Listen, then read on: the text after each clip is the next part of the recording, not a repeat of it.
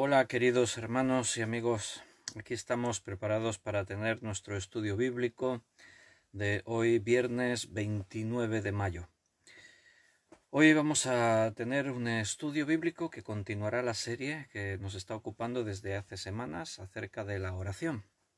Hemos titulado este estudio Autoridad en la oración o Orando con autoridad. Orando con autoridad. Y tenemos ahí algunos textos y pasajes que vamos a estudiar para ver cómo nuestras oraciones realmente necesitan tener poder, tener autoridad. ¿Crees que cualquier oración es poderosa, sube delante de Dios? Bueno, eso es lo que vamos a estudiar en esta tarde. Si tenéis las Biblias y queréis ir abriendo ya y preparándoos mientras los hermanos están conectando en este estudio en directo a través de Facebook, el Facebook de la Iglesia Cristiana Unida de Valls, es nuestra iglesia local aquí en Valls. Bueno, y bienvenidos a los que os estáis ya conectando. Hoy es viernes y comenzamos antes de la hora de todos los días. Cada día es a las 8 de la tarde, pero los viernes conectamos antes y son las 6:30. Entonces los hermanos que se despistan y no se acuerdan que es viernes, pues llegan tarde o ven el estudio después en diferido. No hay problema, cada uno pues se organiza según sus responsabilidades, pero ya hay un grupito aquí de hermanos que ya están conectados, preparados para compartir este estudio bíblico acerca de la oración. Necesitamos seguir enriqueciéndonos en nuestras oraciones, en nuestra vida de oración. Es algo que Dios ha dejado a nuestro alcance y necesitamos profundizar y seguir mejorando en esta área importante de nuestra vida. Así que si os parece, vamos a hacer una oración para aprovechar el tiempo y le pedimos al Señor que Él sea quien nos dirija y comenzamos el estudio bíblico. ¿Oramos? Señor, estamos muy agradecidos por esta nueva oportunidad que nos permites tener, Señor. Hemos vencido las cosas del mundo que nos atraían y que en esta hora quizás nos habrían apetecido más en nuestra carne poder estar haciendo, pero ahí hay un grupo de tus hijos, Señor, con hambre y ganas de seguir aprendiendo, creciendo y también de tener comunión a través de estos medios que Internet nos permiten. Por eso presentamos el estudio delante de ti, Señor. Te rogamos que tú tomes el control. Creemos que tú edificas tu iglesia. Por lo tanto, queremos presentar este tiempo para que no sean nuestras ideas y que no sea nuestra voluntad, sino realmente que todo venga de ti, que el Espíritu Santo nos guíe a toda la verdad. Enséñanos, háblanos, ayúdanos a practicar después para que hoy que vamos a estudiar de la oración, pues que nuestras vidas sean realmente vidas de poder, de oración. Háblanos tú, Señor, estamos dispuestos a escuchar tu voz. Necesitamos, Señor, escuchar todo lo que el Espíritu quiere decirnos usando la palabra, tu palabra poderosa. Gracias por cada uno de mis hermanos que han escogido estar compartiendo este tiempo juntos. Bendícelos, guárdalos, Señor, y danos sabiduría para entender lo que tú nos quieres decir y también para poder explicar tu palabra. Te lo agradecemos todo y te lo pedimos en el nombre de nuestro Señor Jesucristo. Amén. Muy bien, hermanos, pues repito, bienvenidos. Me alegra veros. Veo que en la tablet no me aparecen comentarios. A veces falla esto de las conexiones con internet. Entonces permíteme que voy a mirar en el WhatsApp, en el teléfono, en el Facebook del teléfono, y ahí sí veo comentarios. ¿Ves? No sé por qué a veces hay dispositivos en los que no aparece. Entonces aquí en el teléfono estoy viendo los hermanos que se han puesto ya ahí en conexión y están saludando. Veo a Luz que ha saludado, buenas tardes, y Paco también ha saludado con Rosario, Juan Vázquez. bueno, Linda también. Pues bienvenidos a todos, me alegro mucho de veros. Vamos a estudiar acerca de la oración. Ese es el tema que nos ocupa en esta tarde. Como hemos dicho, el título de este estudio es Orando con autoridad. Bien, cuando oramos, recuerda que tenemos acceso con total libertad a la misma presencia de Dios. Hablar con Dios, poder pedirle cosas, es colocarnos delante del mayor poder que pueda existir. Todo viene de Dios, todo depende de Dios. Dios puede hacer cualquier cosa y Él nos ha regalado con el privilegio de poder pedirle, hablarle, contarle nuestras cosas y con la promesa fiel de que Él nos responde. Entonces, bueno, la pregunta sería, ¿toda oración provoca que ocurran cosas? Cada persona y cada vez que se ora va a llevar a que esa oración tenga una respuesta de poder, de milagros, de recibir cosas de parte de Dios. Venimos estudiando ya de hace semanas y si os habéis fijado, hemos visto muchas cosas, pero hay una serie de requisitos también para que nuestras oraciones estén actuando de una forma correcta. Necesitamos encontrar la conexión perfecta con Dios para que seamos bendecidos, para que nuestras oraciones no tengan impedimento. A veces oramos y no recibimos. Un día en un estudio estábamos viendo eso porque oramos mal. Entonces, no es que cualquier persona y lo que se nos ocurra le decimos a Dios y Dios ya obra con poder. Hay una oración que viene con una garantía realmente de respuesta. Hay una forma de orar que es con autoridad, con poder, y eso es cuando estamos en armonía con Dios. Tenemos el testimonio de muchos hombres y mujeres a lo largo de la historia. En la Biblia hay oraciones así. De ahora habíamos dicho que íbamos a leer en primer libro de Reyes, vamos a ver una de esas oraciones de poder. Pero a lo largo de la historia del cristianismo, quedan los nombres de cristianos que fueron el centro de grandes avivamientos. Ha quedado en la historia los nombres de algunos de esos hombres y mujeres como personas a las que Dios utilizó con poder, personas que consiguieron llevar a muchos, miles, decenas de miles al Evangelio, a poder conocer a Jesucristo como Salvador personal. Entonces, si tú miras las biografías de los grandes cristianos, es una forma de hablar porque grande solamente es Dios, pero humanamente al hablar así nos entendemos. Yo tengo por ahí en la estantería algunos libros de biografías y hay unos libros que se llaman así, biografías de grandes cristianos, grandes en ese sentido, porque Dios hizo cosas grandes a través de ellos.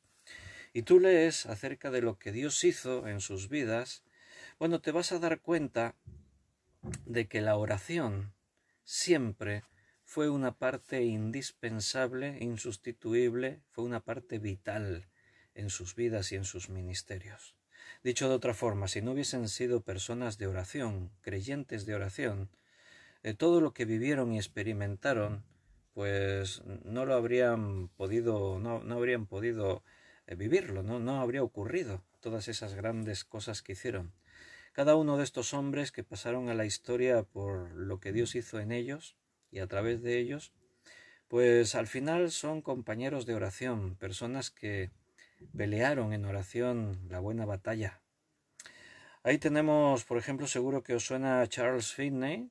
Charles Finney vivió en el año 1830 en Nueva York. Y bueno, su ministerio estuvo rodeado por miles de conversiones. Se vivió realmente un avivamiento. En un año, cuentan las crónicas de la historia, en un año de los 10.000 habitantes de la ciudad en la que él vivía, en Rochester, en la zona de Nueva York, en esa ciudad, bueno, un pueblo de 10.000 habitantes, de los 10.000 habitantes, en un año, 1.000 se entregaron a Cristo. Esos son cifras desorbitantes porque es un 10%. Si tú observas a tu alrededor, te vas a dar creyentes en nuestras ciudades. El 10% es una meta así como pensando casi imposible. O sea, difícilmente llegamos a un 0,0 algo por ciento de creyentes. Aquí donde yo vivo, en Valls, somos cerca de 30.000 habitantes. Y así, iglesias evangélicas, pues los creyentes que sumamos las dos iglesias evangélicas que hay en Valls, pues no sé, quizás estemos pues por 100, por ahí, 100, ciento y poco, 100, ciento y algo, no sé, por ahí debe andar la cosa. Bueno, los que sois matemáticos veréis que el porcentaje realmente es muy bajo, es bajísimo. Y así la tónica sigue en todo nuestro país, toda España. Quizás algunos de los hermanos que estáis escuchando en otros países el índice de creyentes sea más numeroso. Después está que no todo el que dice soy cristiano es realmente cristiano, ¿no? Ese es otro tema. Pero decir que Charles Finney en su ciudad, y no predicaba solo en su ciudad, se pasaba la vida viajando y predicando de una aldea, de un pueblo a otro, de una ciudad a otra, pero este es un dato significativo. En Rochester, la ciudad en la que él vivía, cerca de Nueva York, en el estado de Nueva York, él, por su predicación, de 10.000 habitantes que tenía el pueblo, se convirtieron en 1.000. Bueno, él dice que en su biografía él cuenta y explica un detalle. Él dice en uno de sus escritos que quedaron para la biografía, Finney decía, yo predicaba la palabra. Y un siervo, un hermano de la iglesia, que se llamaba Abel Clary, él oraba. Finney dijo, yo predicaba y Abel Clary oraba. Y el resultado era poderoso. Predicación de la palabra y oración. Esto tiene que ir siempre unido, hermano. No podemos separar una cosa de otra. Recuerda que en Efesios 6, cuando se habla allí de la armadura de la fe, se mencionan todas las partes de la armadura, pero termina el pasaje diciendo y orando en todo tiempo. O sea, como que esa armadura, para que realmente funcione todo y sea efectivo, la oración tiene que estar presente, tiene que ser imprescindible. Necesitamos orar para que el fruto ocurra, sea. Otro de los nombres de cristianos que quedaron en la historia, seguro que os suena el de Moody, Dwight L. Moody. Él vivió en Londres en el año 1872 y en 10 años, cuando él comienza a predicar, en 10 años se añadieron a su iglesia 400 convertidos. Eso es mucho fruto. O sea, viene a salir un promedio de unos 40 creyentes por año. ¿Cuándo has visto tú un crecimiento así en nuestras iglesias? Que cuentes que el crecimiento sea de unos 40 creyentes al año. Pues mucho, ¿no? Bueno, cuando Moody, él desarrolla un ministerio de predicación, esa estadística es de esos 10 años en su iglesia, pero cuentan que Moody viajó por todas partes, dicen que probablemente llegó a predicar y que como 500.000 de personas, por decir algo, pudieron conocer a Jesús a través de su predicación. Él creó un instituto de teología, Moody hizo un montón de cosas. Bueno, en su biografía y en sus escritos, el biógrafo dijo, Moody predicaba. Y Marian Atlard, que estaba postrada en cama, era una creyente que no podía levantarse de su cama por sus problemas de salud, ella oraba. Moody predicaba, Marian oraba. Jonathan Gofford, ¿os suena el nombre de Jonathan Gofford? Año 1909. Él era misionero en China Estaba en China predicando y hubo un gran avivamiento en China. Eh, Hudson Taylor fue el pionero en ir a predicar a China el Evangelio y después le siguieron otros hombres, mujeres, y Jonathan Goforth fue uno de esos misioneros que continuaron. Y en el tiempo que Jonathan predicó, se podían contar por miles los convertidos. En su biografía vuelve a resaltar un detalle. Jonathan Goforth predicaba y él menciona en sus escritos a una mujer inválida que no cesaba de orar por él. Él lo tenía anotado en una de sus libretas, tenía esa anotación.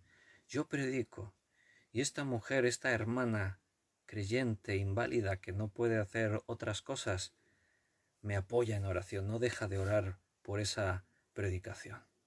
Y ahí estaba el avivamiento creciendo. Mordecai Ham fue un hombre que vivió en el año 1934 en Charlotte, en Carolina del Norte, y se cuenta en ese tiempo que fueron muchos convertidos, entre ellos un campesino que se llamaba, quizás Mordecai Ham no te suene de mucho, pero uno de sus convertidos, él predicaba y se convirtió mucha gente, y uno de sus convertidos, un campesino, se llamaba Billy Graham. ¿Te suena el nombre de Billy Graham? Este sí. Bueno, fíjate lo importante de predicar a todo el mundo, que entre el fruto, aunque solo hubiese tenido un convertido y hubiese sido Billy Graham, el fruto hubiese sido mucho. Entonces, cuando este hombre, Mordecai Ham, predicaba, él tenía un grupo de oración, siempre orando, pasaba mucho tiempo orando. Y en ese grupo de oración también estaba el padre de Billy Graham, también estaba ahí orando. Entonces, Mordecai no entendía la predicación sin la oración. Él oraba y el grupo de oración, él predicaba, Mordecai predicaba, y el grupo de oración no paraban de orar porque esa palabra diese fruto. Y bueno, ya hemos mencionado a Billy Graham, ¿verdad? Es un nombre muy conocido. Él nace en el 1949. Billy Graham falleció hace muy poquito tiempo. Él vivía en Los Ángeles. Y cuando él organizaba las cruzadas, que se llaman sus campañas evangelísticas, él marcó siempre la diferencia diciendo que el éxito de esas cruzadas, el fruto tan numeroso que se recogía, se contaban por miles y miles de creyentes que se convertían, Billy Graham siempre atribuyó a estas campañas el éxito, él siempre atribuyó a la mucha oración. Siempre había grupos de oración, mucho antes de que empezasen las cruzadas, y mientras se hacían las cruzadas, los grupos de oración no cesaban de orar. Una vez alguien le preguntó cuál era el secreto del éxito de sus cruzadas, y Billy Graham le dijo, en realidad son 3 cosas, le dijo. La primera, oración. La segunda, oración. Y la tercera, oración. Ese es el éxito de las cruzadas. Él reconocía que por encima de todo lo demás, el secreto de tener fruto y de conseguir una gran cosecha es orar mucho por ello. Todos estos hombres tenían autoridad al predicar la palabra porque tenían autoridad en la oración. Oraban con autoridad. Oraban y al orar las ventanas de los cielos se abrían y la bendición se derramaba. Yo os conté que yo me convertí en el año 1981, así que hace 39 años que soy cristiano. El próximo año, 2021, pues hará 40 años, en agosto, el mes de agosto.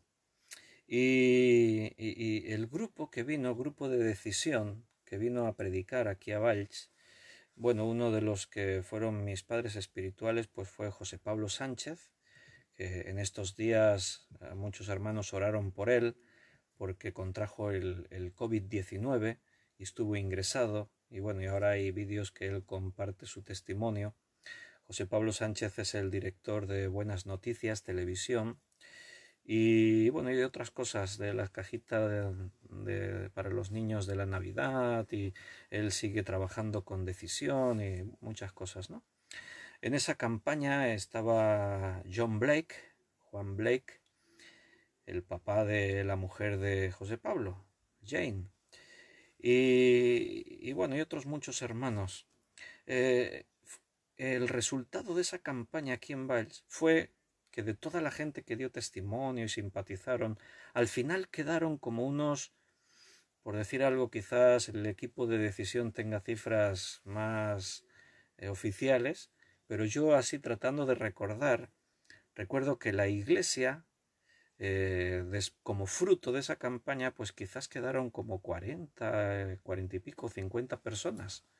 Eso en una campaña evangelística de un mes, tener ese fruto, que quedasen ya como creyentes. Hubo más que dieron testimonio, pero muchos después se vuelven atrás.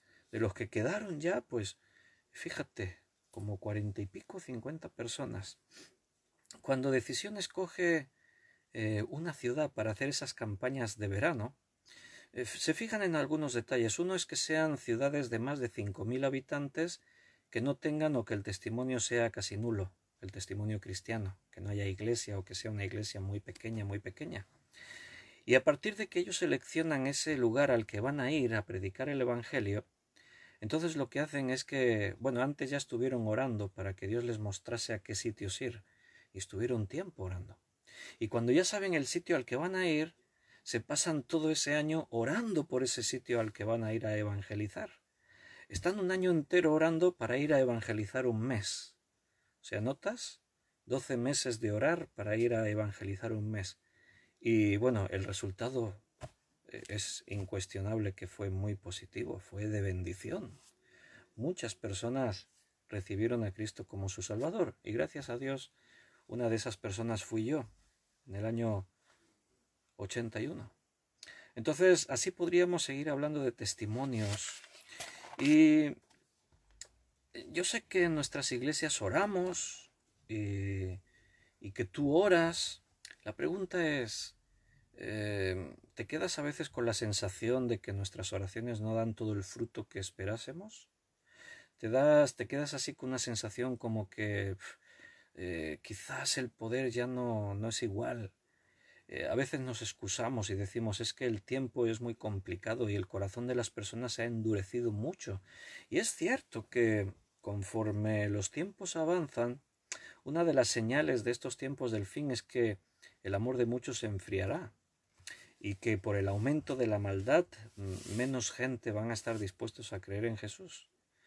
Pero otra cosa es que quizás no oramos con la autoridad necesaria para que ocurran esas cosas.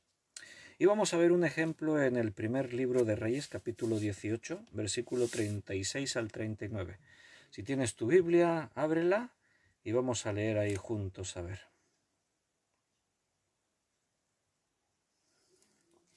Linda compartía en el chat en directo que en Charlotte, en Carolina del Norte, vive su hermana, que es donde antes estábamos dando testimonio. Tienes segundo libro de Reyes 18, vamos a leer el versículo 36 hasta el 39. Cuando llegó la hora de ofrecerse el holocausto, se acercó el profeta Elías y dijo, bueno, situémonos en contexto, yo creo que es un pasaje muy conocido, la mayoría ya lo saben, pero hay ahí una situación peculiar que se ha dado. Está Elías, profeta de Dios, y hay 400 profetas de Baal. ¿Qué ha ocurrido en este tiempo? El pueblo le ha dado la espalda a Dios. El pueblo de Israel, estamos hablando del pueblo de Dios, imagínate. Han matado profetas, han negado las cosas de Dios y se han vuelto a Baal, a los Baales, a los ídolos paganos. Qué inteligente, el pueblo, qué inteligente a veces los creyentes que cambian la presencia del Dios vivo por cosas muertas. Ya no voy a hablar de Baales. Hablo de cosas que ocupan el lugar de Dios, que llenan tu tiempo y que te impiden darle a Dios el culto, la alabanza, la adoración y servirle a Él y hacer que la iglesia sea edificada y crezca. Y qué inteligentes a veces somos, ¿no? Bueno, pues ahí estaba. Esta situación era muy natural porque no era la primera vez, venía repitiéndose y yo creo que a través de los tiempos siempre ha ocurrido, incluso en este tiempo de la iglesia. Entonces, solo hay un profeta ahí, Elías, defendiendo la palabra de Dios, la fe en Dios, defendiendo la persona de Dios. Y por otra parte, los 400 profetas de Baal. Y ahí está, el pueblo, pues contemplando. Normalmente el pueblo siempre se pone de la mayoría. Normalmente siempre el pueblo pues observa, mira. Claro, el problema también venía de la misma cabeza del pueblo, del rey, el rey Acab y su esposa Jezabel, pues se habían vuelto a Baal y a los dioses paganos. Claro, si el propio rey muestra ese camino, pues ¿qué hace el pueblo? Y Elías, pues imagínate lo que esto le debía representar. Había sentimientos ahí de frustración, de tristeza, pero de pronto este día ocurrió algo grandioso. Y es que hay un reto. Bueno, si realmente el Dios del que yo os hablo, dice Elías, es el Dios verdadero, el único, bueno, vamos a probarlo. Si Baal, vuestro Dios, es el Dios verdadero, que se demuestre. ¿Y entonces cómo lo hicieron? Pues acordaron algo, vamos a preparar un sacrificio a nuestro Dios. Yo voy a preparar el sacrificio para el Dios del universo, el Dios Jehová de los ejércitos. Vosotros vais a preparar vuestro sacrificio para Baal, para vuestro Dios. Pero vamos a orar y vamos a pedirle a Dios y a vuestro Dios que realmente si es vuestro Dios verdadero que lo demuestre, si es mi Dios verdadero que lo demuestre. Vamos a poner el altar con la leña, el sacrificio, pero nosotros no vamos a poner fuego. Vamos a rogar a nuestro Dios para que sea Dios el que haga descender fuego del cielo y consuma la ofrenda. Entonces los primeros en hacer esto fueron los 400 profetas de Baal, que pusieron ahí pues su sacrificio, pusieron la leña, oraron a Baal, pero no ocurría nada. Y bueno, ahí el pasaje, si tú quieres, te lo puedes leer los versículos anteriores al que nosotros hemos comenzado a leer, el 36, y ahí dice que ellos empezaron a orar. En el versículo 26 tomaron el buey que les fue dado, lo prepararon e invocaron el nombre de Baal desde la mañana hasta el mediodía. O sea, estuvieron desde muy pronto, en la mañana hasta el mediodía, invocando el nombre de Baal. Decían, Baal, respóndenos. Pero no había voz, ni quien respondiese. Entre tanto ellos andaban saltando cerca del altar que habían hecho. Cuando la gente ora a sus dioses y no responden, buscan a ver qué podemos hacer para que nos responda. Estos saltaban, no solo saltaban, hacían otras cosas. Dice en el versículo 28, ellos clamaban a grandes voces, se sajaban con cuchillos y con lancetas conforme a su costumbre, hasta chorrear la sangre sobre ellos. Pero pasaba el tiempo, pasó el mediodía, llegó hacia la tarde. Dice que ellos siguieron gritando frenéticamente hasta la hora de ofrecerse el sacrificio, pero no hubo ninguna voz, ni quien respondiese ni escuchase. ¿Por qué, hermano? Porque Baal no es Dios, es un ídolo. Y como dice la Biblia, los ídolos están muertos, no oyen, no ven, no hablan. Elías usa de una ironía tremenda. Le dice Elías, les decía, gritad en alta voz, porque Dios es, quizás está meditando, o tiene algún trabajo, o va de camino, tal vez duerme y hay que despertarle. Fíjate, Elías se vino arriba, estaba realmente motivado. No es el Elías del capítulo 19, pero bueno, esa es otra historia. Pero aquí él estaba lleno, estaba pletórico. Él sabía lo que iba a ocurrir. ¿Cómo tenía esa certeza Elías? Estaba ante 400 profetas y él estaba solo. Y el pueblo no estaba de su parte. El rey y Jezabel no estaban de su parte. Pero Elías estaba ahí realmente seguro. Se sentía tranquilo. Estaba seguro. Y se atrevía a ironizar y a decirles a los profetas de Baal: gritad, gritad más fuerte. A lo mejor es que está dormido y no os oye, o está meditando. Tremendo este Elías. Bueno, cuando llegó la hora de ofrecerse el holocausto, versículo 36, se acercó el profeta Elías. Él preparó previamente el lelo, tiene ahí, él prepara la leña, el altar está preparado. No con eso contento, ordena que empiecen a vaciar cántaros de agua hasta que el agua ya lo inundó, todo chorreaba, estaba el agua estancada. Y entonces se acercó el profeta Elías y dijo, y ahora vamos a ver cómo ora Elías. Él ora con autoridad. Mira cómo ora Elías. Jehová, Dios de Abraham, de Isaac y de Israel, sea hoy manifiesto que tú eres en Israel, tú eres Dios en Israel, y que yo soy tu siervo, y que por mandato tuyo he hecho todas estas cosas. Respóndeme, Jehová, respóndeme, para que conozca este pueblo que tú, oh Jehová, eres el Dios, y que tú vuelves a ti el corazón de ellos. Esa fue la oración de Elías, y es una oración de autoridad. Entonces cayó fuego del cielo de Jehová, consumió el holocausto, la leña, las piedras y el polvo, y aún lamió el agua que estaba en la zanja. Eso fue una oración de poder. Elías oró con total autoridad. No fue una oración en lo secreto, fue una oración visible. Los profetas de Baal estaban escuchando, el pueblo de Israel estaba escuchando, todos estaban pendientes, y Elías levantó su oración a los cielos y oró con autoridad. La pregunta es, ¿por qué Elías oró con tanta autoridad? ¿De dónde salía su seguridad? ¿De dónde salía esa seguridad que le llevó a orar con autoridad? Porque la autoridad, cuando tú ejerces autoridad, es porque la tienes. Elías oró con autoridad porque tenía esa autoridad. La pregunta es, ¿de dónde salió esa autoridad? En el capítulo 19 del primer libro de Reyes, vemos a un Elías atemorizado, huyendo, escondiéndose, pidiéndole a Dios que le quite la vida. Parece que no es el mismo hombre.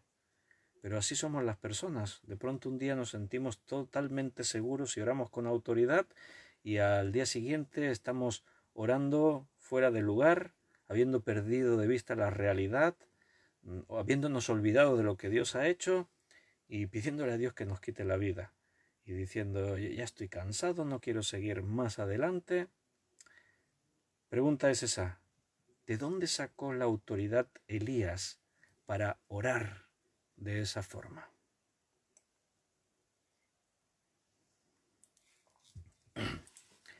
Raquel Cantos, conocía, amaba, confiaba en su Dios y sabía que estaba en su voluntad. Pues por ahí va la cosa, ¿sí?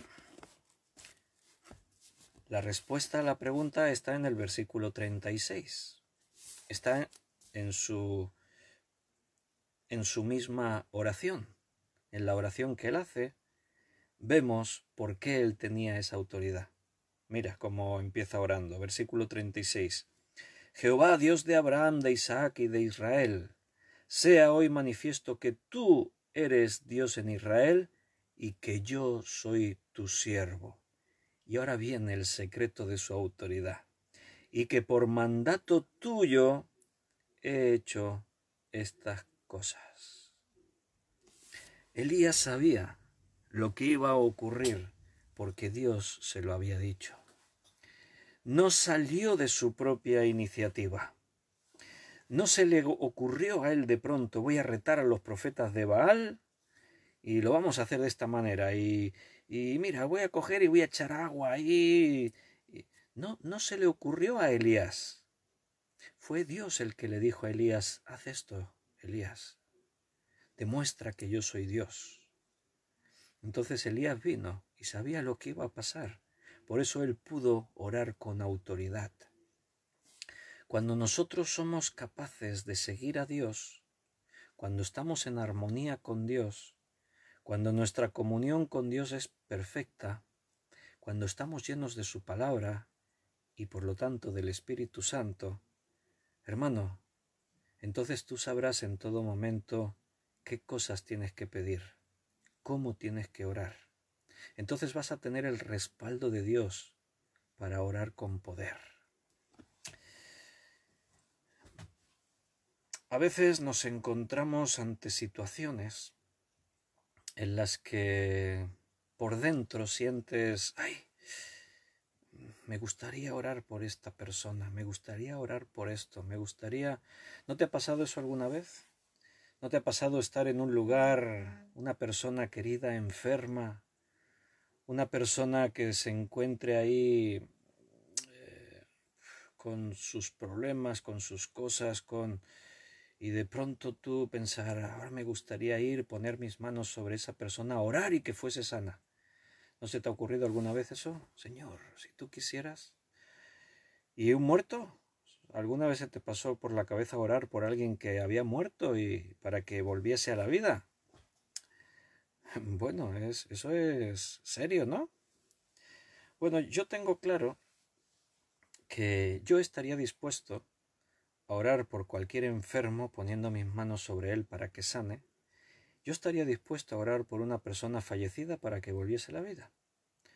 Pero tengo que tener la certeza de que Dios me esté diciendo que haga eso. ¿Entiendes?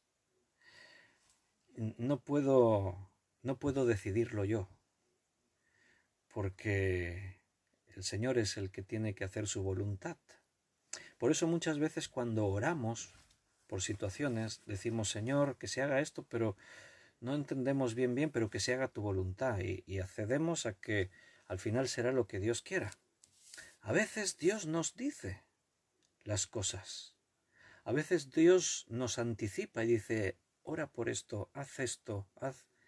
Y entonces cuando tú tienes la seguridad de que Dios te dijo, entonces puedes orar con autoridad.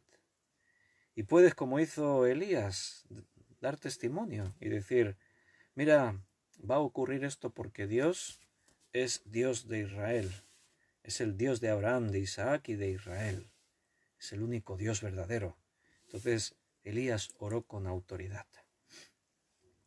Me acuerdo de un testimonio de Manuel Espejo, que él contó, una vez os hablé que le conocí en Barcelona, y me acuerdo de un testimonio que él contó. Él se entregó al Señor con toda la pasión del mundo. Él comienza su vida cristiana muy entusiasmado por servir, por crecer, por aprender, con la música, con todo.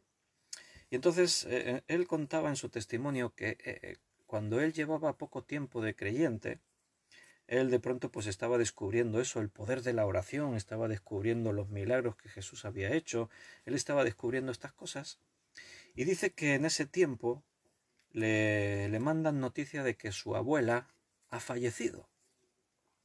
Entonces dice que para él fue un golpe muy duro porque su abuela era una persona muy importante en su vida. Él la quería muchísimo y no haberse podido ni siquiera despedir de ella, bueno, dice que le golpeó como un mazo la noticia de que su abuela había fallecido.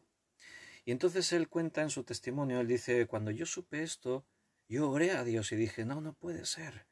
No puede ser que mi abuela haya fallecido así sin más. Y yo sé que tú eres un Dios de poder y tú tienes que resucitarla. Así que ahora mismo voy a coger el coche, voy a viajar, voy a ir corriendo antes de que den sepultura a mi abuela. Voy a ir allí, voy a entrar y voy a orar por ella para que resucite, y va a resucitar. Cogió el coche y salió corriendo y se fue allí a casa de la abuela. Cuando llegó, pues había muchos familiares suyos allí. Cuando lo vieron llegar, pues Todos conocían y sabían cuánto él amaba a su abuela y no querían dejarle entrar para que no la viese, que no le afectase esto mucho, pero él entonces insistió, no, no, tengo que entrar donde está la abuela. Dice, yo iba determinado a orar para que mi abuela resucitase. Entonces, al final me tuvieron que dejar entrar. Yo entré donde estaba mi abuela, dice, y cuando vi allí el cuerpo postrado sin vida, entonces, dice, en ese instante me desinflé totalmente. Perdí toda la fuerza que llevaba, la convicción que yo tenía. Voy a orar para que mi abuela resucite. En ese instante me quedé vacío y oré, pero lo único que pude decir pues fue, Señor, gracias por los años que pude tener el cariño de mi abuela, gracias por haber podido tener a una mujer así a mi lado y gracias porque tengo la esperanza de que ella está contigo y ya está. Y dice, y me quedé lleno de paz y de tranquilidad. Para orar por una persona que ha muerto, para que resucite, tienes que tener autoridad. ¿De dónde viene la autoridad? De Dios. ¿Cómo Elías pudo orar con esta autoridad? Estaban todos observándole. Ahí estaba el altar con la leña y encima estaba el buey todo mojado, chorreando, empapado, y ahora tenía que descender fuego del cielo y consumir todo eso. Y él llega y ora, Jehová, Dios de Abraham, de Isaac y de Israel, sea hoy manifiesto que tú eres Dios en Israel y que yo soy tu siervo. Y ahí está la clave, y que por mandato tuyo he hecho todas estas cosas. Y sigue orando, respóndeme Jehová, respóndeme para que conozca este pueblo que tú, oh Jehová, eres el Dios y que tú vuelves a ti el corazón de ellos. Esa fue su oración, oración con autoridad. Mira, en la iglesia en este tiempo hay muchos que predican la oración de poder, los milagros, que predican un evangelio que se fundamenta en eso, en prodigios, milagros, manifestaciones de todo tipo. Entonces ellos enseñan que la Biblia dice que todo lo que pidamos a Dios, Él nos lo va a dar si pedimos con fe.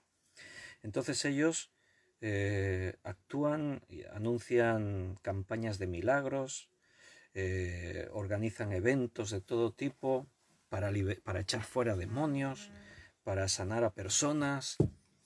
Y en esos eventos, pues se supone que ellos tienen autoridad para hacer esos milagros. Pero detrás de la mayoría, de la gran mayoría de todos esos eventos, hay muchas cosas que no están claras. Cuando tú observas, cuando tú miras, cuando tú ves los frutos, cuando tú ves lo que se predica, cómo se ora, lo que se hace, delante de la Biblia y de la palabra de Dios así, analizándolo todo, te quedas con serias dudas y con un mal sabor de boca. Dices, ay, esto no parece que sea de Dios, esto no. Después, encima, los milagros que se supone que tenían que ocurrir, pues no ocurren como se prometió. De pronto ahí hay un supuesto milagro de alguien que tenía una muela picada y que ahora le apareció empastada con oro. De pronto por allí sale uno que decía que hoy ya casi que no podía caminar y mira ahora cómo puedo saltar y correr. De pronto ahí sale otro por allí que dice que yo tenía un fortísimo dolor de cabeza desde hacía muchos días y justo ahora se me ha quitado. Y tú estás ahí viendo todo eso y te suena todo un poco raro. Porque cuando Dios hace milagros, los hace a la vista y que no quede duda. Y los milagros de Dios son poderosos. Me acuerdo una vez que un profesor mío que tenía esta tendencia a decir, si oramos con fe, las cosas ocurrirán. Tenemos que tener autoridad en el nombre de Jesús para orar así con fe. Y si tú oras por un enfermo, tiene que sanarse, sí o sí. Entonces yo tenía ahí mis dudas, pero claro, a veces un profesor, un hombre que tú ves con mucho conocimiento y tal, te dice así y tú dices, no, pues sí, claro, tengo que hacerlo, quizás es que me falta fe y tengo que hacerlo, sí, tengo que orar. Así que ahí había un joven que hacía poco tiempo que había llegado a Cristo, y cuando él llegó a Cristo venía con una enfermedad, el SIDA. De su vida vieja, de drogas y todo desorden, él contrajo el SIDA, y al llegar a ser cristiano él ya estaba enfermo de SIDA, solo que en ese momento aún no se había manifestado bien la enfermedad, y fue después de ser cristiano que la enfermedad se manifestó, se desarrolló, y él estaba ya en una fase de declive, su vida corría serio peligro, estaba muy mal. Entonces a mí y a otros hermanos nos pesaba mucho en el corazón verle así. Y entonces fuimos, yo y algún hermano más, le fuimos a visitar al hospital. Y yo iba determinado, vamos a orar por él para que sane. Pero te voy a confesar algo, en el fondo yo no tenía la seguridad de parte de Dios que eso fuese a ocurrir. No tenía la confirmación de que Dios iba a obrar y le iba a sanar. Entonces, bueno, al final pues oré pues como solemos orar en estos casos. Señor, si tú quieres, sánalo, llénalo de tu paz, confórtalo. Y él nos despidió muy agradecido de que hubiésemos orado por él. Él no mucho tiempo después falleció. Y hermano, él está ahora con Jesús en los cielos. O sea, si Dios hubiese querido lo habría sanado, pero ¿cuál es la tragedia? ¿Es una tragedia que él se fue con Cristo a los cielos? Hace poco tiempo, el año pasado más exactamente, falleció un hermano aquí en la zona en la que vivimos, un hermano muy conocido de muchos creyentes de iglesias, un hermano que tenía un ministerio de música, él tocaba el piano y con otro hermano iban y compartían la música cristiana y él ya tenía una edad avanzada. En este último tiempo él sufría un cáncer y ese cáncer se volvió muy agresivo, avanzó muchísimo.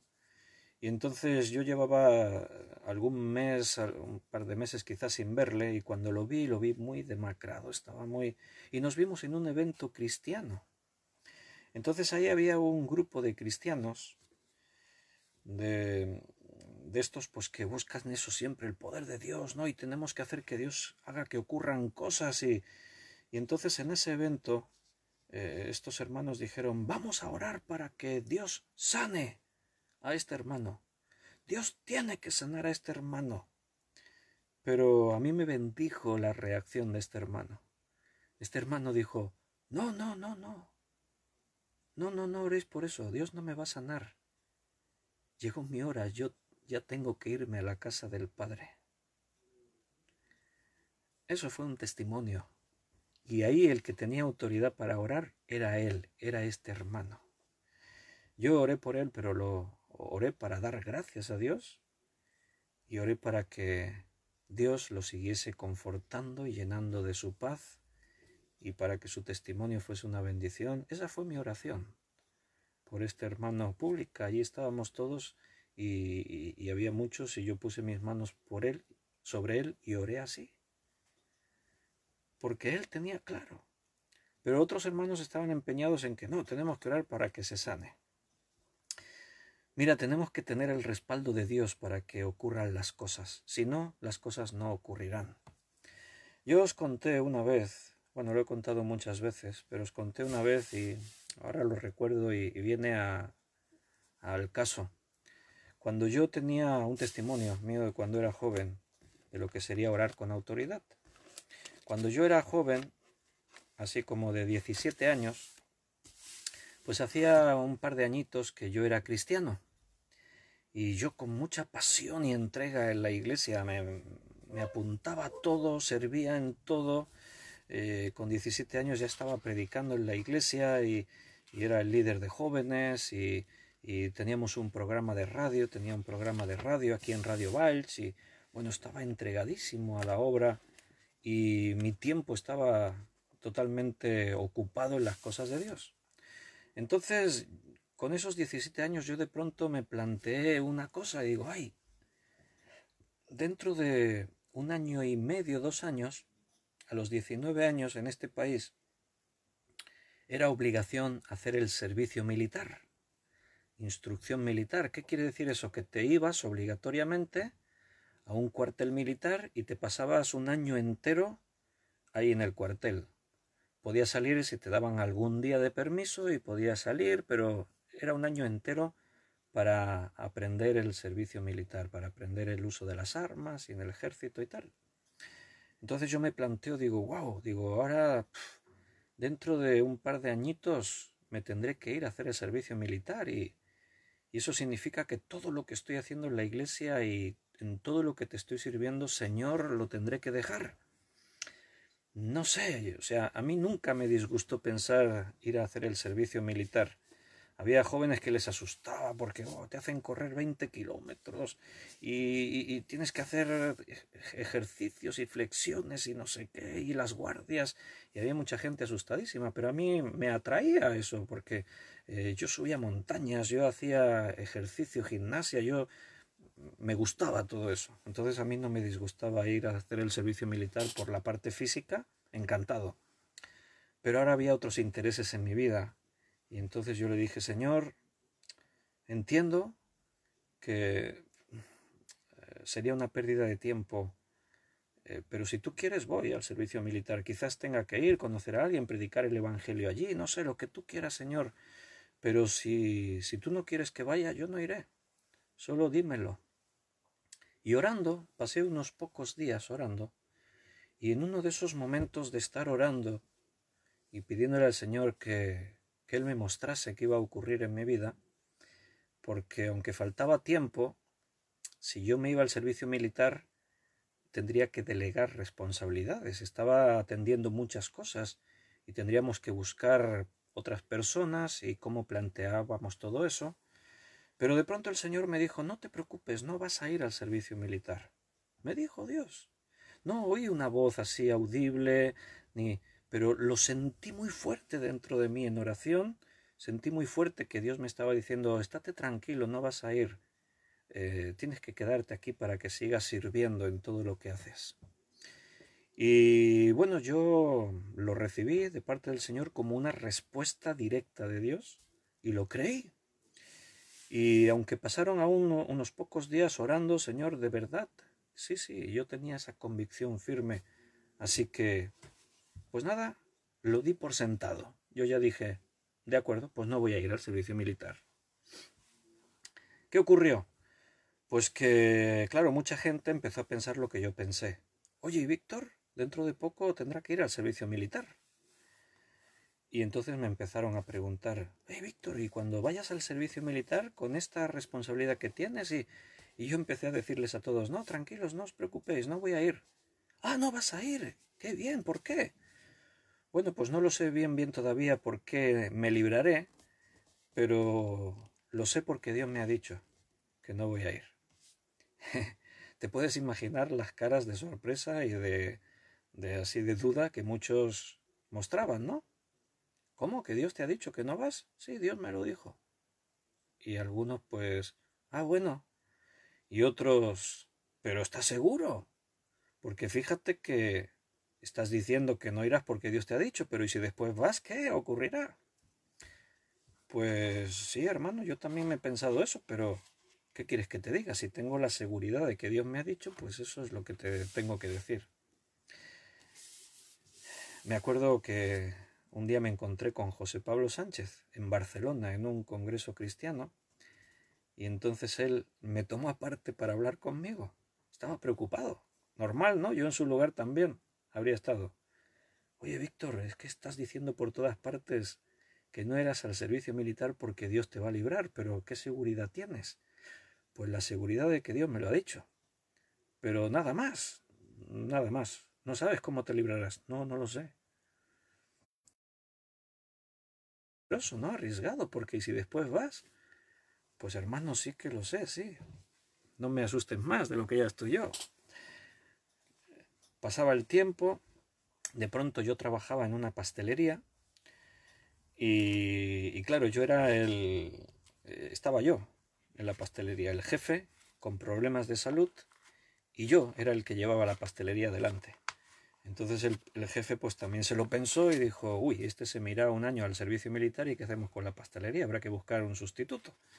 Y un día el jefe pues me pregunta, oye, ¿y lo del servicio militar qué? ¿Cuándo te irás? ¿Y qué hice yo? Pues darle testimonio. Le hablé de Dios, le hablé de mi fe. Bueno, ellos ya sabían de mi fe y de Dios.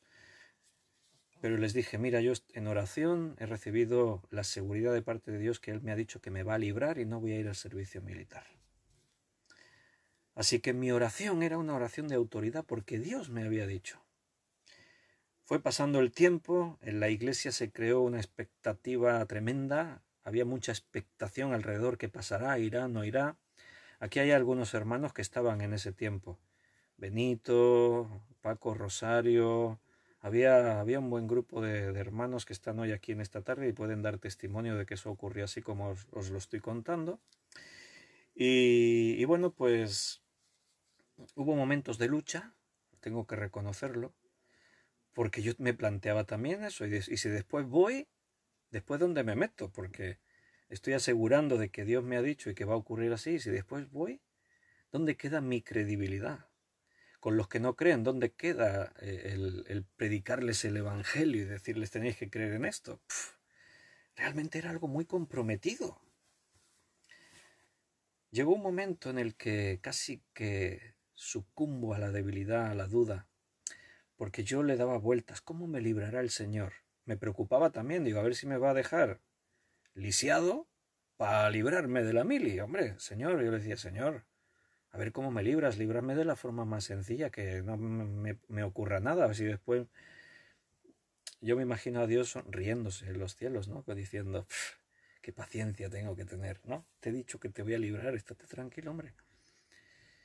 Y me acuerdo que un día yo me planteé una cosa. Yo estoy trabajando, un trabajo con seguro, con todo. Mi hermana, que es mayor que yo, ya no vive en casa, está casada. Mi hermano es más pequeño, no está en edad de trabajar. Y mi padre es pensionista por enfermedad, está ya jubilado por enfermedad.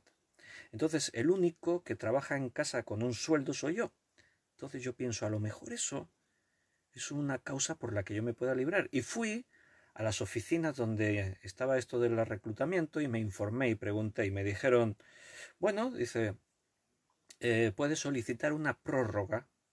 No es que te libres, pero es que te conceden una prórroga. Por ejemplo, si te aprueban lo que tú presentes, que por lo que me estás explicando sí, te lo aprobarán seguro, entonces no irías, te prorrogarían. Al cabo de los 2 años tendrías que volver a solicitar otra prórroga. Si la situación no ha cambiado, te volverían a prorrogar. Y así tendrías que ir cada 2 años prorrogando hasta que llegues a la edad en la que ya quedas exento del servicio militar. Ahora, eso sí, si tu situación cambia, te quedas en paro, o hay alguien más que trabaje en casa, o pasa alguna cosa, bueno, pues no es seguro que te prorroguen, a lo mejor después te hacen que vayas al servicio militar. Pero yo encontré que eso era como un desahogo para mí. Yo pensé, bueno, pero de momento me libro. Esa es la cuestión. Esto está todo muy tenso. Pienso que había la mitad de los creyentes de la zona estaban todos atentos a ver qué iba a pasar y parte del país. Estaban ahí todos, irá, no irá. No sé si algunos hasta hacían apuestas, pero creo que no, pero estaba la cosa muy tensa. Así que yo pensé, pues voy a presentar los papeles.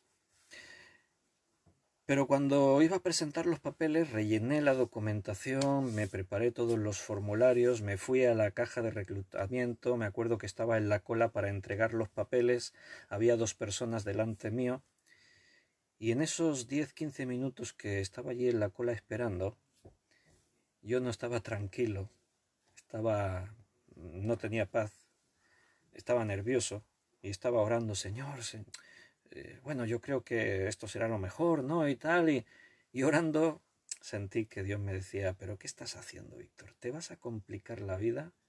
A lo mejor después te va a tocar irte al servicio militar cuando tengas una edad que yo te dije que te iba a librar, confía en mí. Así que rompí los papeles, los tiré a una papelera, me salí de la cola y me fui. Y a partir de ese instante yo descansé en el Señor. Faltaba como un año todavía. Pero yo ya estaba tranquilo. Dios me ha dicho, voy a creer lo que Dios ha dicho. El día que me hacían la revisión médica, a todos los soldados le hacían una revisión médica, era una posibilidad para librarte, pero para librarte por enfermedad tenías que estar enfermo, tenía que pasarte algo. Y entonces pues yo prefería estar sano, ¿no? Y que Dios me librase por otra forma. Fui a la revisión médica y me dijeron, nada, estás capacitado. Yo dije, ¿están seguros? Me dijeron, totalmente seguros, capacitado para hacer el servicio militar. Bueno, pues vale. Entonces, orando y pensando, era un tema al que le daba muchas vueltas. Llegó un momento en el que el Señor me dijo, pero ¿cómo piensas que te puedes librar? Y dije, pues no, Señor, no sé, Señor, pero bueno, que no sea algo grave, ¿no? Y Dios me dijo, mira, te librarás de la forma más sencilla que hay, por excedencia de cupo. Así me dijo Dios. ¿Sabes lo que era la excedencia de cupo? Es que en un año, si había 200.000 soldados y solo entraban 180.000, sobraba 20.000 en toda España. Entonces se hacía un sorteo. Y los que salían sus fechas de nacimiento se libraban del sorteo. Entonces llegó un momento en el que yo entendí, ¿para qué complicarnos? O sea, yo sé que Dios hace bien las cosas. Y entonces llegó un momento en el que yo entendí que esa era la forma en la que Dios me iba a librar del servicio militar. El porcentaje era como que te toque la lotería. No sé si había en mi quinta, había 500 y pico mil soldados, y no sé si se iban a librar 7 o 8 mil, no sé. Casi como que te toque la lotería. Y yo, puestos a que me toque algo, nunca me había tocado nada en la vida, así que pues mi confianza no era a ver si tengo suerte. No, mi convicción era Dios me ha dicho que me voy a librar. Así que yo compartí eso también con los demás hermanos. Hermanos, sé cómo me va a librar Dios. En el sorteo de excedencia de cupo, yo quedaré libre. Mi nombre estará ahí en la lista. Dios me ha confirmado que todo seguirá igual que siempre, solo que yo no iré al servicio militar.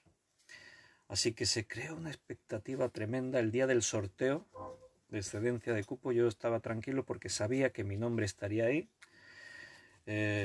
No era que yo iba a provocar un milagro, es que Dios me había dicho que estaría ahí mi nombre. Entonces yo lo creía.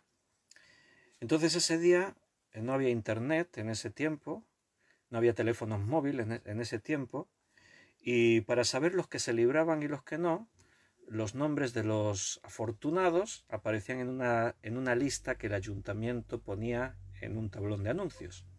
Así que el día que se iba a poner esa lista, yo sé que hubo creyentes que fueron allí corriendo a ver cuando pongan la lista, a ver si está el nombre de Víctor o no. Había una expectación tremenda. Y yo me acuerdo que estaba en casa ese día, ni me acordaba que era el día del sorteo, estaba tranquilísimo, ni me preocupaba. Y me acuerdo que sonó el teléfono fijo, no había móviles. Entonces contesté, diga, Víctor, oí un jaleo ahí de fondo, un montón de ruido de fondo ahí, Víctor, guau, gritos por ahí. ¿Qué pasa? Sí, diga. Que sí, que está tu nombre, que te han librado, que está tu nombre en la lista, que no vas al servicio militar. Y yo, sí, bueno, pues ya lo sabíamos, ¿no? No, pero que es que ya te han librado, que está ya ahí el nombre en la lista.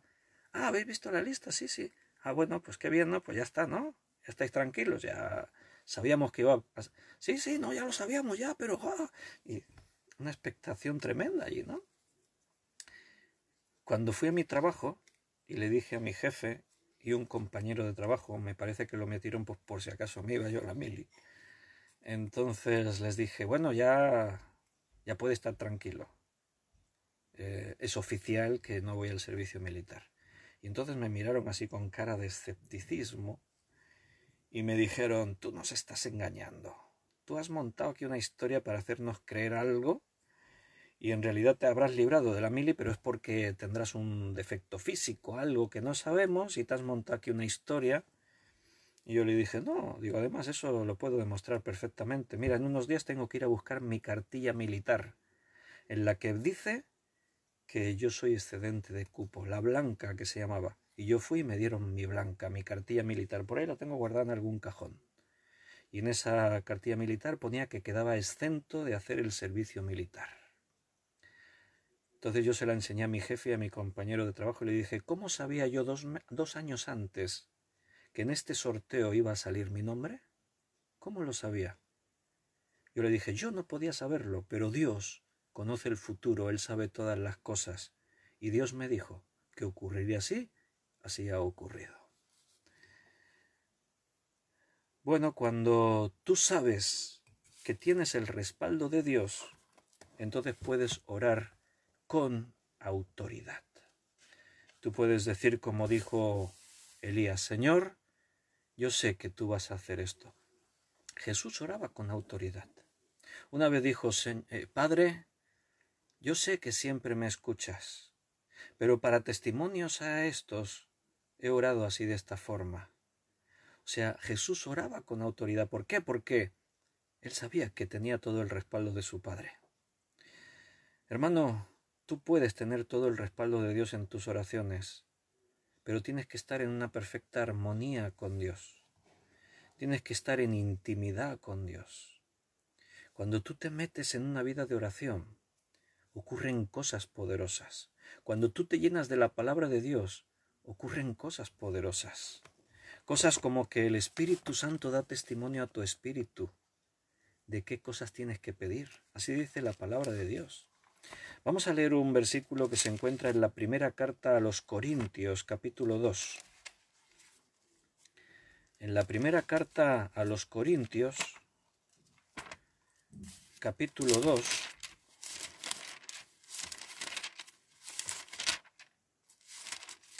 versículo 11 y 12. Porque ¿quién de los hombres sabe las cosas del hombre sino el espíritu del hombre que está en él? Así tampoco nadie conoció las cosas de Dios sino el Espíritu de Dios. Y nosotros no hemos recibido el espíritu del mundo. ¿Oyes bien? No hemos recibido el espíritu del mundo, sino el espíritu que proviene de Dios, para que sepamos lo que Dios nos ha concedido. Ahí está, hermano.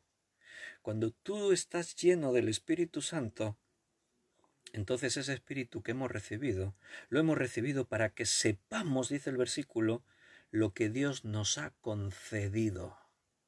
Cuando tú sabes lo que Dios te ha concedido, puedes orar con autoridad y eso será un testimonio para todos.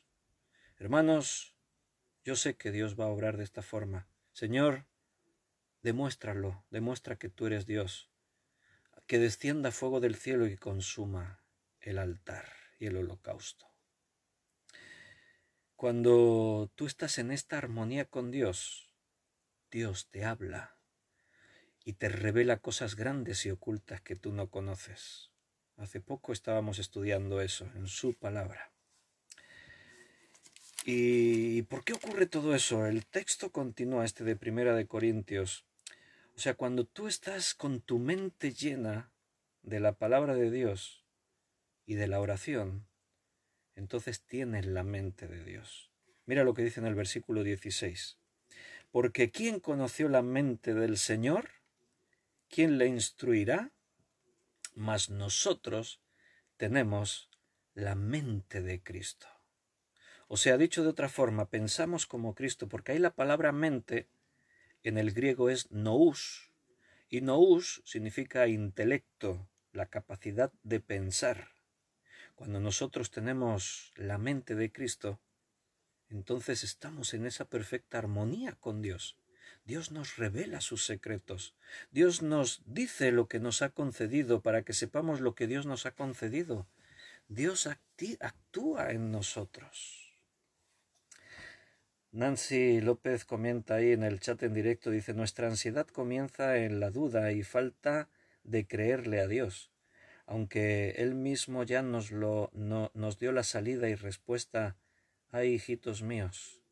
Sí, es correcto, claro, la duda está. Yo en mi testimonio que os he contado así a grandes rasgos, pero realmente hubo un tiempo que tuve grandes luchas con la duda. Porque es legítimo dudar. Ponte en mi piel. Yo estoy diciéndole a todo el mundo que Dios me ha dicho que ocurrirá esto. Y si después no ocurre, el profeta venía y le decía al pueblo, arrepentíos porque Dios ha dicho que si no ocurrirán estas cosas. ¿Qué crees? ¿Que los profetas no se quedaban con esa duda? ¿Y si no ocurre luego? Una de las señales para descubrir falsos profetas es que si anuncian algo y después no se cumple, la Biblia dice son unos falsos profetas. Yo conocía esos textos. Entonces mi preocupación era esta también. Yo estoy diciendo que Dios va a hacer y si después no lo hace, bueno, es que yo mismo voy a dudar de mí, voy a pensar soy un falso profeta, un falso creyente aquí, son mis propias alucinaciones, me imagino yo mis cosas y yo iba a dudar de mí mismo. Entonces, ¿por qué dejé de dudar? Porque descansé en Dios, porque me metía, porque estaba lleno de su palabra, porque estaba lleno de su Espíritu Santo, porque oraba y oraba y oraba. Hermano, cuando tú estás en perfecta armonía con Dios, la Biblia dice que Dios no es un Dios de confusión, sino de orden. Si Dios quiere que hagas algo, te lo va a mostrar con claridad. Siempre la pregunta será, ¿y cómo? ¿Cómo, hermano? ¿Cómo? Dios te lo va a mostrar con claridad. Dios no es un Dios de confusión, sino de orden. A mí me lo mostró con una convicción tremenda en cuanto a lo que Él iba a hacer. Y aunque yo pensaba, y si no ocurre, Dios decía, yo lo voy a hacer. Y esa convicción profunda nace en tu interior cuando estás en comunión con Dios, en oración y lleno de su palabra. La única persona que nos puede decir algo de Dios es el Espíritu de Dios. ¿Y el Espíritu de Dios dónde está? Mora dentro de ti, hermano. La Biblia dice que el Espíritu da testimonio a nuestro espíritu de que somos hijos de Dios. La Biblia dice de que el Espíritu intercede por nosotros con gemidos indecibles. La Biblia dice que nos enseña cómo tenemos que pedir, qué tenemos que pedir. ¿Lo crees? Bueno, pues, si estás lleno y en armonía, ocurrirán estas cosas. Solo el hombre espiritual puede percibir las cosas que son de Dios, las cosas que son del Espíritu. En este mismo pasaje lo dice, versículo 14 y 15 de 1 Corintios 2. Pero el hombre natural no percibe las cosas que son del Espíritu de Dios, porque para él son locura, y no las puede entender porque se han de discernir espiritualmente. En cambio, el espiritual, solo el espiritual puede conocer las cosas de Dios, en cambio el espiritual juzga todas las cosas, pero él no es juzgado de nadie. Porque ¿quién conoció la mente del Señor? ¿Quién le instruirá? Mas nosotros tenemos la mente de Cristo. Todo depende de eso. Todo depende de responder a la pregunta, ¿dónde te encuentras en tu comunión con Dios? Ocúpate en la oración, hermano. Llénate de su palabra. Cuanto más te alimentes de ella, mejor. Empezarás a experimentar oraciones de autoridad. Cuando Dios empiece a tener esa forma de interactuar contigo, empezarán a ocurrir cosas. Y deja que Dios vaya delante. Muchos creyentes quieren correr más que Dios y se quieren poner ellos siempre delante. Voy a hacer, vamos a hacer, tenemos que hacer, voy a ordenar que ocurra esto, voy a decretar, Eso de decretar, otro día hablaremos de las formas de oración equivocadas y una de ellas es esto, el decretar. Y decreto que no sé qué y cuidado como oras. Espera a Dios, sigue a Dios y ocurrirán grandes cosas. Dios tiene un tiempo para todo y también necesitas ese tiempo para que estés lleno de Dios, que estés en armonía con Dios, que tu vida de comunión con Dios sea la ideal y la palabra de Dios more en abundancia dentro de ti. Entonces tus oraciones seguirán creciendo en calidad, en poder, en autoridad. Hermanos, tenemos que terminar porque se nos hizo la hora. Yo ahora me voy para la iglesia, la tengo a 5 minutos de aquí de casa, porque tengo que dar una clase de seminario. Ahí vamos a estar 2 horas de clase de seminario, así que los hermanos que sois del seminario podéis salir corriendo, algunos ya están allí porque escuchan este estudio con el móvil y ya van hacia la iglesia escuchando el estudio en el coche mientras escuchando, no miréis la pantalla si vais conduciendo. Juan, que te conozco, no, él escucha pero no mira la pantalla. Y creo que Lisette también está por ahí y Ana Rita y bueno, hay un grupo ahí de alumnos del seminario que nos vemos ahora en un ratito y tenemos otras 2 horas de estudio bíblico. como Seminario Bíblico de Fe. Y los demás hermanos, mañana sábado vamos a seguir perseverando en estudiar la palabra. A las 8 de la tarde, otra vez nos vemos ahí. Mañana sábado, 8 de la tarde, seguiremos perseverando en las cosas de Dios. Un fortísimo abrazo, de verdad me siento parte vuestra, siento que somos ese cuerpo de Cristo, unidos a través del Espíritu Santo, y Dios nos está hablando y Él quiere hacer cosas. Él quiere hacer grandes cosas con cada uno de vosotros. No entorpezcáis la obra de Dios en vuestra vida. Darle todas las facilidades, porque si no vemos más es porque nosotros somos un freno. Pero Dios está obrando. Él está obrando, estoy seguro. Y van a ocurrir cosas importantes. Que Dios os bendiga. Un abrazo. Os quiero en el amor de Cristo. Nos vemos mañana a las 8.